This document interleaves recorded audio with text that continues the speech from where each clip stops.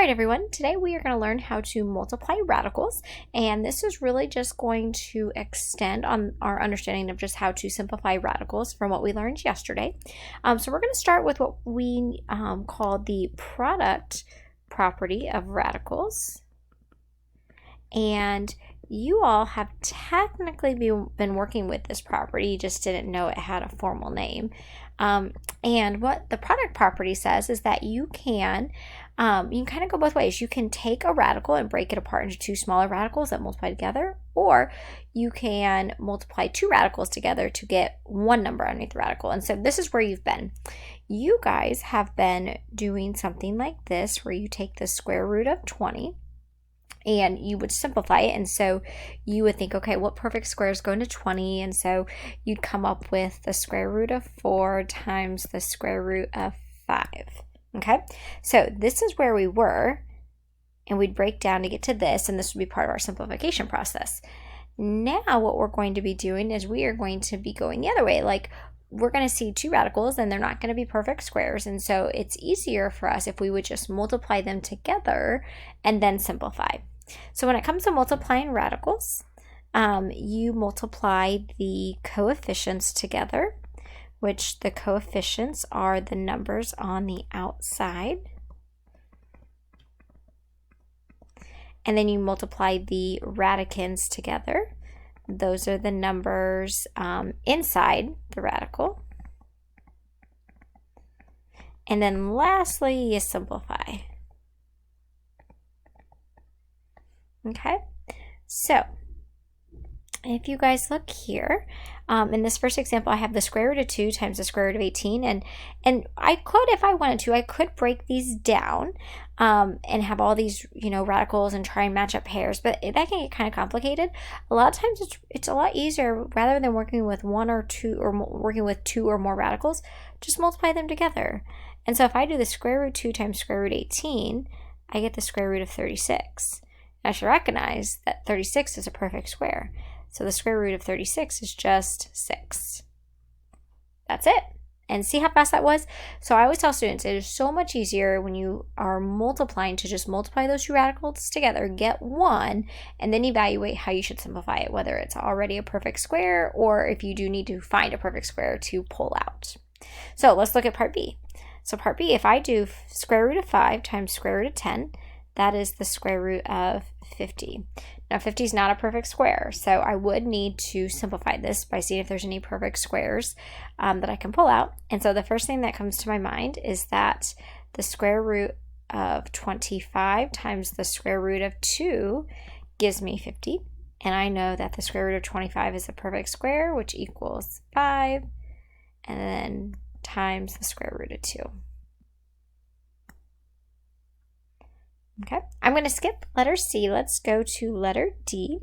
So notice in this example, not only do I have numbers underneath the radical, but I also have coefficients. And so my rules state that I'm going to multiply my coefficients together. So 4 times 4 is 16. And then I'm going to multiply the numbers underneath the radical together, or the numbers in the radicand.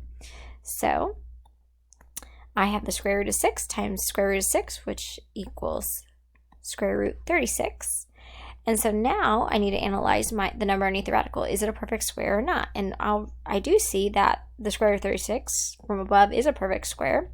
So that leaves me with 16 times 6.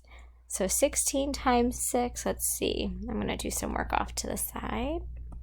So 6, carry the 3. Okay, so 96 is my final answer. In letter E, I'm going to multiply my coefficients. And so you see this negative, so you might be thinking, well, what number would that be? Well, what number can we write, or what number do we not have to technically write in front of anything, and we know that number exists? Hopefully the number 1 came to your mind. So I have negative 1 times 3, which is negative 3. And then I have to multiply the numbers underneath the radical together. So square root 6 times square root 8 is the square root of 48. And so I'm going to just bring the negative 3 down.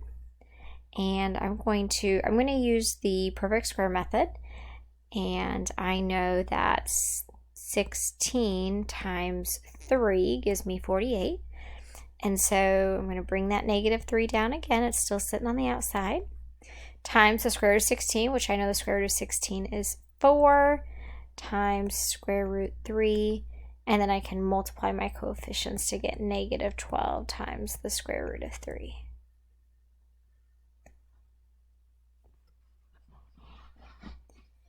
All right, in letter F, I have a coefficient. I have 6, and there's not a coefficient over here, but if it helps you, you could, just so that you kind of have, you know, coefficients in both and then numbers underneath the radical in both, you could add a 1.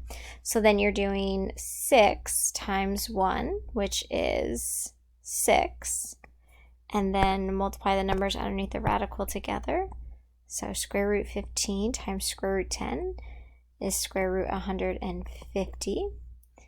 And then when I start to simplify, I'm going to bring that 6 down. And then I'm going to use a perfect square method again, because I know 25 would go into 150 6 times. So I could break it down into square root 25 times square root 6. I'm going to bring that 6 down. Simplify the square root of 25 to 5. I can't simplify the square root of 6, so it remains square root 6. Multiply my coefficient, which is 30, times square root 6 as my final answer. So, ladies and gentlemen, just remember, when you are dealing with radicals, if you see that you can multiply 2 radicals together, multiply them first, get 1 radical, and then simplify.